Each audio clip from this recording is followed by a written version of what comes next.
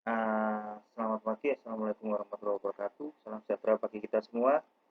Kita kembali lagi di dalam pertemuan selanjutnya, di mana saya mengulang terus supaya Anda tahu bahwa pengantar akuntansi ini tidak lepas dari laporan keuangan seperti itu. Saya coba untuk menjelaskan bahwa dia harta utang modal ini menjadi salah satu kesatuan di dalam sebuah akuntansi, dan ini saya akan menjelaskan dalam bagian ini supaya Anda lebih paham lagi, ya. Karena pertama-tama kembali lagi kita akan neraca seperti itu. Dan tidak jemu-jemu untuk bagaimana supaya Anda tahu harta kas piutang komputer mobil, ya, itu berupa aktiva, ya, sebelah kiri yang 625 juta. Utang itu adalah pasifa. Itu. Ada 350, modal budi 275 juta. Jumlah lagi semuanya sama. Nah, apakah seperti ini? Nah, sebenarnya memang neraca ini adalah hal yang terakhir. Tapi sebelum dari neraca ini, kita akan berbicara tentang ada komponen-komponen yang ada di dalam laporan keuangan yang sudah saya jelaskan juga di uh, yang selanjutnya. Bagaimana sih laba rugi yang sudah saya sampaikan tentang itu adalah aktivitas dari perusahaan, aktivitas dari uh, apa sebuah usaha seperti itu. Terus lanjut ya ke dua adalah perubahan modal. Perubahan modal ini apakah modal itu diambil, apakah modal itu ditambah? Ini yang akan menambah laba rugi pasti akan menambah ke modal, seperti itu ya. Setelah dari perubahan modal, barulah ke neraca seperti itu. Ya, yang ketiga adalah neraca. Yang keempat, setelah dari neraca nanti akan masuklah dia harus timbang juga yang dengan kenyataannya yang dinamakan adalah arus kas, ya. Laba rugi beban modal neraca artinya ke arus kas itu. Dan setelah empat ini, ya, harus juga ada namanya tentang CALK, bukan CBLK ya, CLBK ya, bukan. CALK ini catatan atas laporan keuangan. Kalau cinta lama bersemi kembali kan CLBK, ini bukan CALK. Ya, ini adalah sebuah rangkaian komponen yang menjadi satu gambaran dari laporan keuangan yang saling berhubungan. Oke, saling berhubungan di sini, yang artinya ini akan saya bahas satu persatu di sini ya, supaya Anda lebih mengenal lagi, memahami ketika saya bercerita kok kenapa Pak Doni bisa sampai itu ya lah baru di pendapatan 25 juta, ya, dikurangi beban pasti. Pendapatan 30, pendapatan 8, beban gaji 13, laba 25 juta. Ini masuk ke perubahan modal.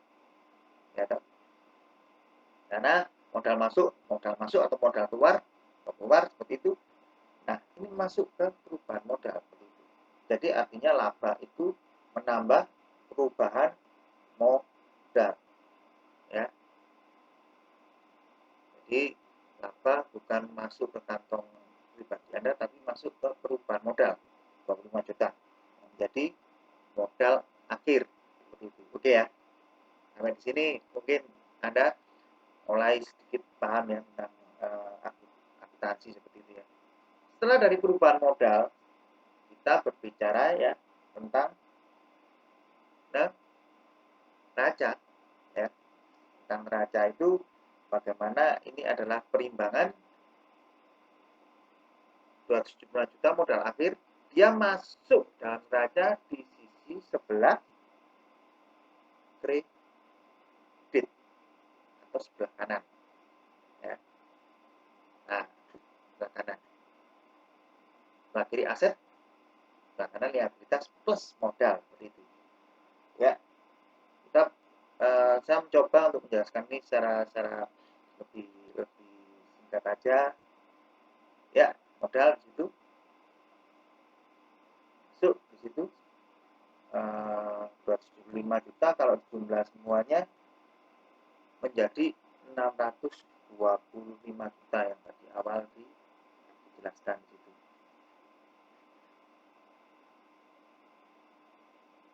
Oke ya, nah, saya coba ini untuk supaya Anda paham bagaimana sih akuntansi itu bisa dipahami, bisa dimengerti seperti itu, supaya nanti Anda ketika nanti masuk ke dalam analisis laporan keuangan tahu gitu loh. Ya, setelah neraca oke, masuklah dia ke arus kas ya, sejumlah 99 juta. Pendapatan 30, gaji 13, utang 23 juta investasi. Itu ya. Ini masuklah ke 99 juta ini ya. Seperti itu, arus kas dari operasional, investasi dan pembiayaan. Itu ya. Operasional, investasi, pembiayaan. Oke. Setelah itu, setelah kita ada laba rugi 25 juta ya, laba ruginya 25 juta, dia masuk selanjutnya ke dalam perubahan modal yang masuk laba,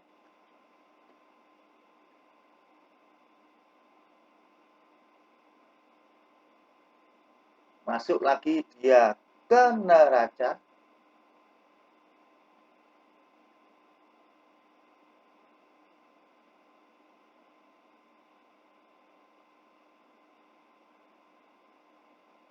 di sini ya, di sini dia, di sinilah dia masuk ke arus kasnya 99 juta tadi.